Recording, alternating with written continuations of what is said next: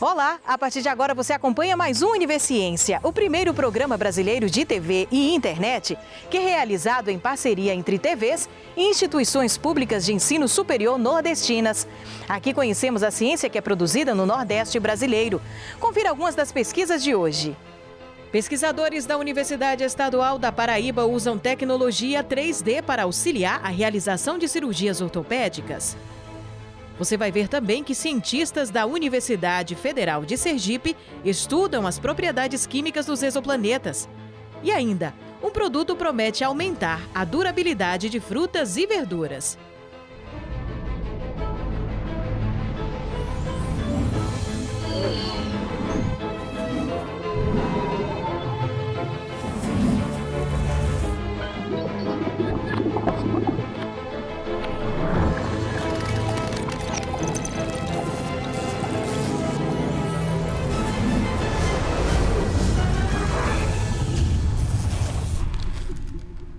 Começamos o nosso Univerciência de hoje com essa excelente notícia. Pesquisadores da Universidade Estadual da Paraíba, em Campina Grande, estão usando tecnologia 3D para auxiliar em cirurgias ortopédicas.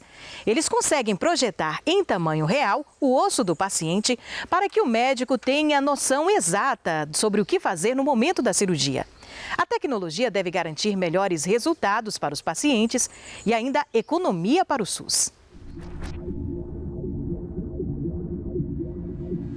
O processo todo é considerado um processo digital, então a gente tem desde a aquisição da imagem até um arquivo manufaturado, confeccionado em mãos, o processo físico, né? Então a gente primeiro segue, através de um tomógrafo, que a gente segue protocolos DICOM de imagens médicas, então a partir daí faça todo o processo de limpeza da imagem, a segmentação óssea, o foco, a concentração em si do caso cirúrgico, né? Onde está a fratura propriamente dita.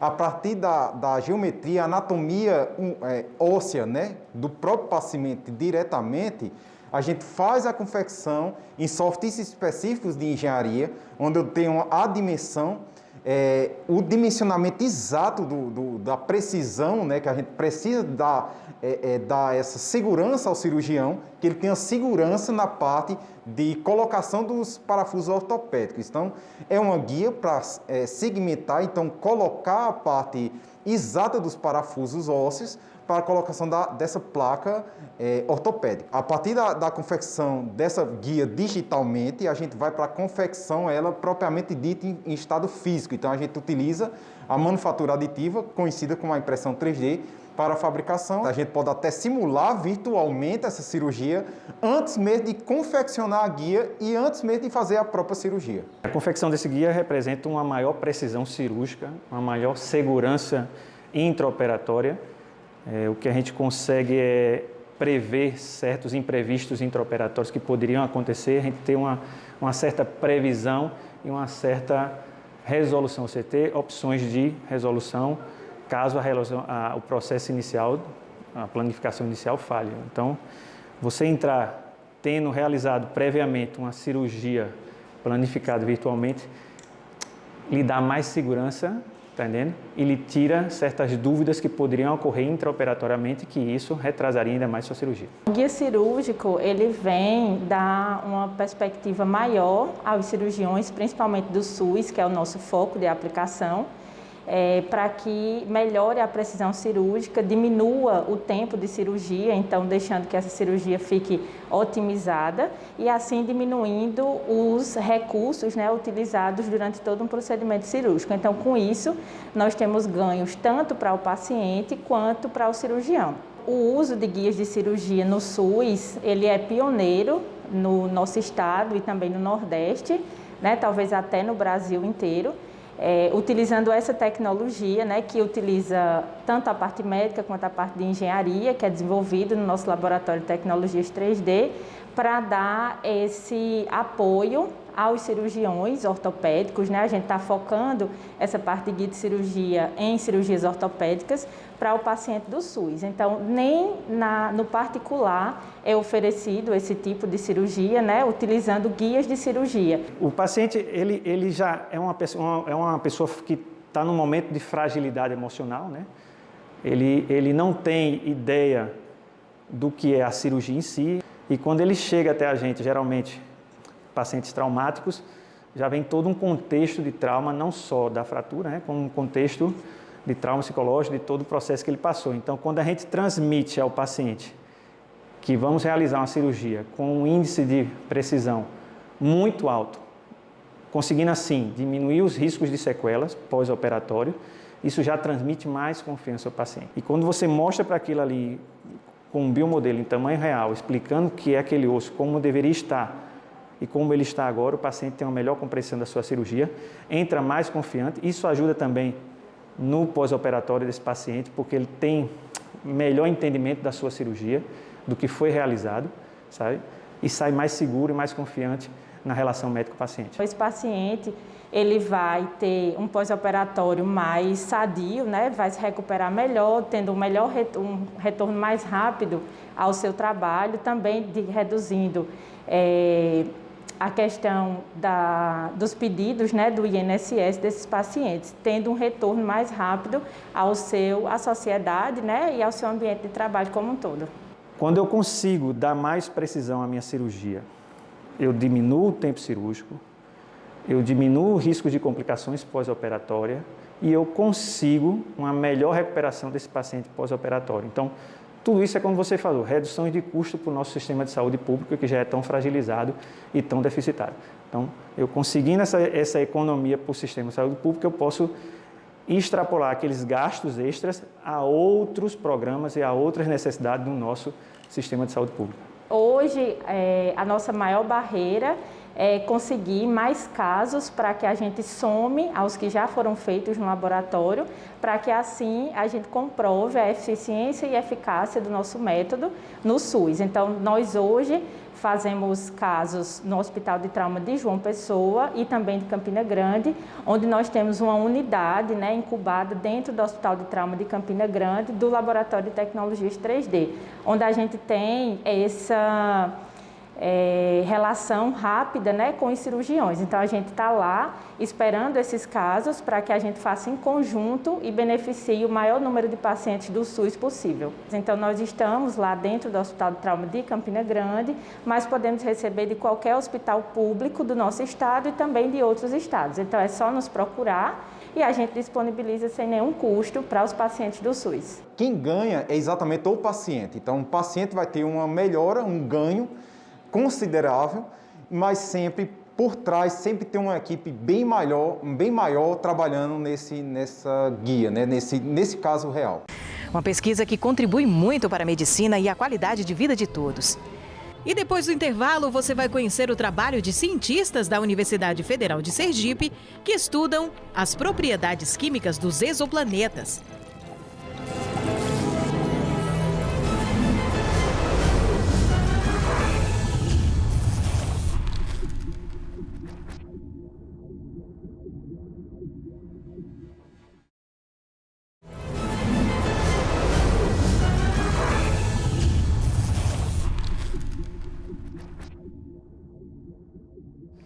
E vem da ciência mais uma solução para o meio ambiente. A biomassa é todo material que contenha energia química em seu interior. Pode ser extraída de qualquer tipo de vegetação e árvore, lixo orgânico, resíduos agroindustriais e dejetos de animais. Visando alternativas sustentáveis na geração de energia, pesquisadores da Universidade Federal do Rio Grande do Norte desenvolvem técnicas para o aproveitamento energético a partir da biomassa.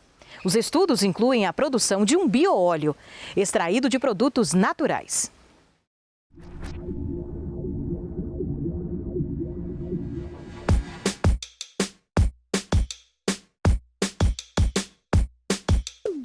A poluição do ar provocada pela queima de combustíveis fósseis ainda é uma grande problemática em todo o mundo. Visando alternativas sustentáveis, o grupo de pesquisadores do Laboratório de Tecnologia Ambiental da UFRN desenvolve estudos que envolvem o aproveitamento energético da biomassa e geração de bioprodutos. É uma área que está em bastante ascensão e o que nós fazemos é seleção de algumas biomassas potenciais para a área de bioenergia. Então, a gente seleciona biomassas e caracteriza, e a partir do potencial energético de cada uma delas, o que cada uma tem a entregar, a gente seleciona alguns processos específicos. E aqui no laboratório a gente trabalha mais especificamente na área de pirólise e pirólise catalítica. A pirólise ela é um processo, como o próprio nome já diz, um processo de decomposição, um processo de quebra a partir da temperatura. E com essa quebra desse material, a gente tem aí um teor de voláteis que pode ser condensado e obter um bioóleo. E esse bioóleo, ele é rico em vários tipos de compostos que a gente pode passar por um processo de refino e obter uma biogasolina, um biodiesel e vários outros energéticos. O grupo é um grupo bastante reconhecido no Brasil na área de catálise, então a gente sintetiza alguns materiais, né, com esse objetivo de transformar essa biomassa em um vetor energético, um biocombustível, um bioóleo, com potencial entrega aí para o mercado. E aqui no Brasil tem vários tipos de biomassa. Especificamente aqui no grupo, a gente se interessa por alguns resíduos lignocelulósicos, né? O que são isso? São esses materiais que são processados, como a coroa do abacaxi, como os restos culturais de algodão, aquelas sobras agroindustriais e agrícolas que não teriam um fim destinado, né? Um fim específico. A gente traz aqui para o laboratório, faz uma pré-seleção, faz uma caracterização inicial para avaliar o potencial de umidade, de cinza, de teor de voláteis, e a partir dessas análises de caracterização a gente avalia se essa biomassa ela é indicada para um processo de pirólise, para um processo de combustão, para um processo de gaseificação, e assim a pesquisa segue. Aqui é um exemplo de biomassa, né, o eucalipto, muito utilizado aí na indústria do papel e celulose. E quando a gente submete essa amostra a um processo de pirólise, a gente obtém esse óleo, que a gente chama de bioóleo. Então o bioóleo ele é o produto líquido da pirólise. Então, quando o material ele é pirolizado, ele é submetido a uma temperatura conhecida, né, no processo fechado, na ausência do oxigênio, aqueles vapores que se formam a partir do processo de degradação do material, ele precisa ser condensado. E quando a gente condensa esse material, a gente obtém esse bioóleo, né, que tem uma característica de um óleo pesado, né, um óleo cru. Então, ele tem um cheiro bem característico de madeira defumada. E é um óleo bruto, que deve ser submetido a um processo de refino. E aí são várias as tecnologias de obtenção de bioprodutos ou biocombustíveis a partir desse material, né? A gente pode submeter ele a um craqueamento térmico catalítico, a gente pode submeter a vários outros processos e a partir daqui tirar derivados, destilados como gasolina, biodiesel. Então essas tecnologias aí, elas estão em ascensão para obter desse material bruto, que parece um petróleo, mas não é um óleo de origem vegetal, do processo de pirólise, vários materiais com maior valor agregado. O estudo de biomassa, ele viabiliza aí várias frentes, né? Principalmente quando a gente fala de geração de energia distribuída. Então é muito importante a gente aproveitar as fontes energéticas no local onde ela está disponível. Então, uma vez que a gente tem aí um grande produtor agrícola, né, que gere um resíduo agrícola lignocelulósico, que gere um resíduo, um material que para ele é um resíduo, né, e esse material ele possa ser aplicado, por exemplo, uma grande indústria de polpa de fruta, por exemplo, que gera ali vários tipos de casca de vegetal, de resíduos lignocelulósicos. Então, o aproveitamento energético daqueles resíduos no local, ele acaba sendo muito importante. E o estudo da biomassa, a formação, né, de recursos humanos nessa área, ela vai fomentar aí vários empregos nessa linha, né, de aproveitamento energético de biomassa.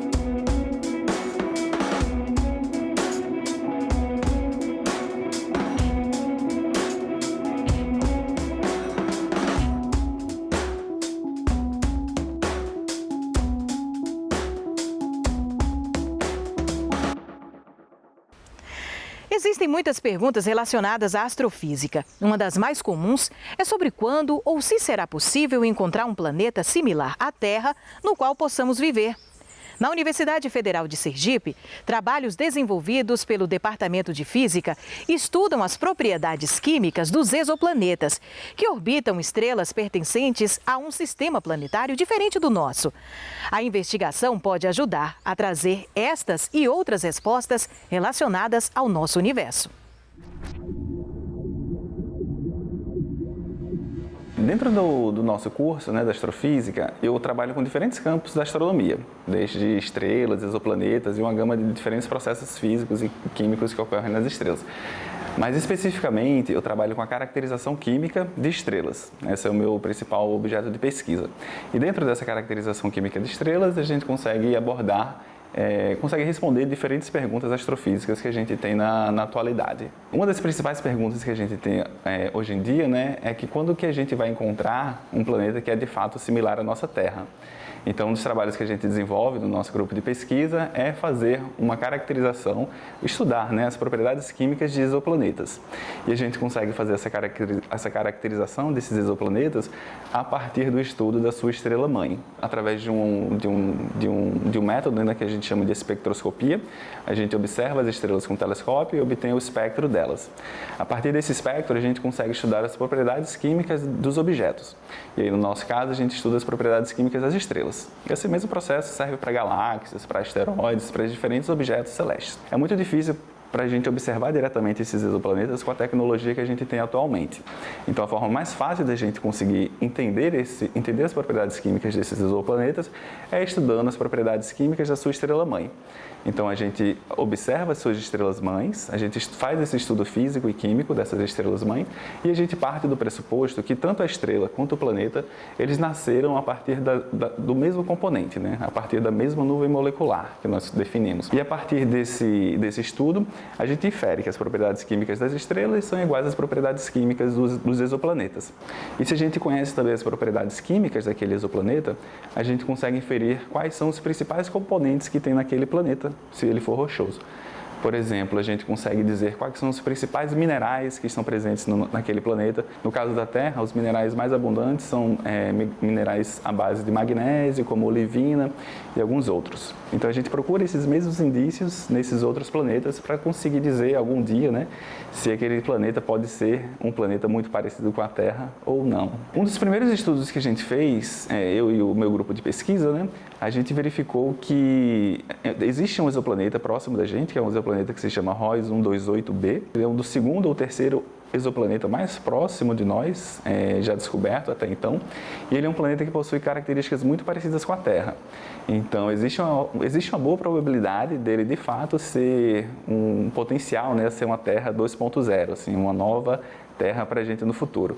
Mas esses estudos são muito iniciais também, a gente ainda precisa ter mais observações para conseguir entender melhor esses objetos. Porque, na verdade, né, nós somos poeira de estrelas.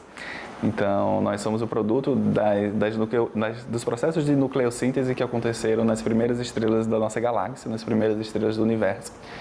Então, eu acho que quando a gente conhece um pouco melhor o nosso universo, a nossa galáxia em si, a gente estava conhecendo um pouco mais sobre nós mesmos. E daqui a pouco a gente volta com uma pesquisa que promete aumentar a durabilidade de frutas e verduras e a proteção contra doenças. É depois do intervalo.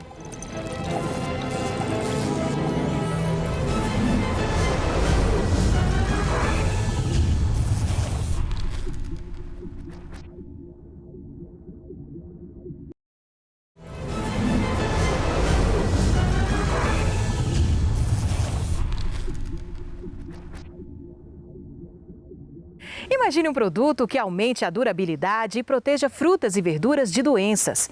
Esse produto já existe e foi com ele que a Universidade Federal do Ceará garantiu a sua 14ª patente. Confira detalhes dessa invenção.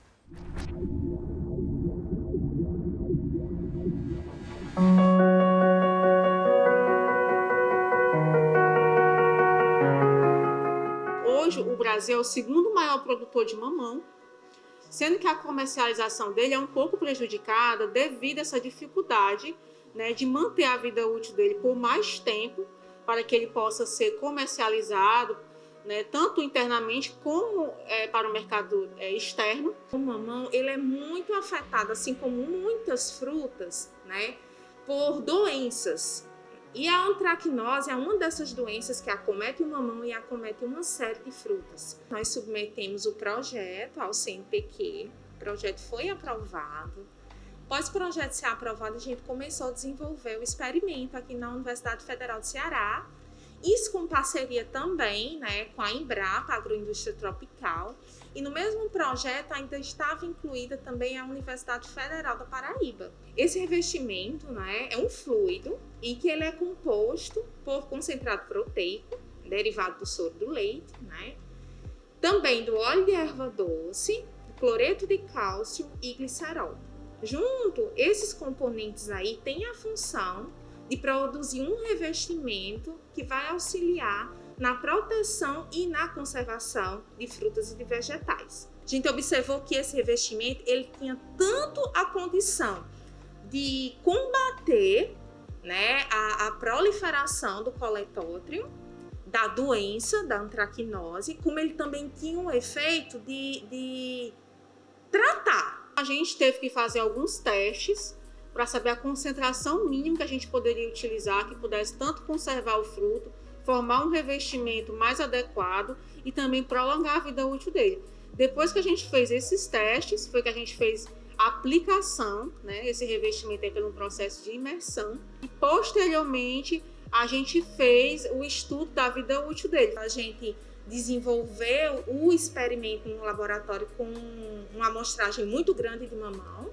né, e simulamos a comercialização dele, o que envolve o armazenamento a uma temperatura refrigerada, que é o que acontece quando os mamões ou frutas vão ser exportadas, né? Eles ficam num container para depois serem comercializados. Então a gente simulou isso daí e obtivemos um resultado muito positivo. O mamão em si, né, ele sendo armazenado à temperatura ambiente, ele dura em torno de 6, 7 dias. Ele refrigerado, sem a utilização de revestimento, a gente teve em torno de 13 dias. Mas quando a gente aplicou o revestimento, a gente observou que ele conseguiu ir até 10 dias a mais. Mas chegando no estágio de maturação 5, que é o estágio ainda que não chegou ainda completamente naquele estágio ideal para ser consumido. Ou seja, ainda teria alguns dias a mais, né, para ele poder chegar ao ponto ideal de consumo. Nós submetemos a patente, né, em 2016. E agora, a gente recebeu a carta patente, né? A patente ela é caracterizada por ser uma invenção, ser algo inovador. E a utilização de matérias-primas simples, que geram um benefício tão ótimo, né? tão eficiente para frutas e vegetais, acredito que a inovação está aí. Em fazer do simples alguma coisa bastante diferente e inovador. Que a gente quer que esse produto ele saia dos muros da universidade e vá realmente para o mercado, vá atender às necessidades da sociedade.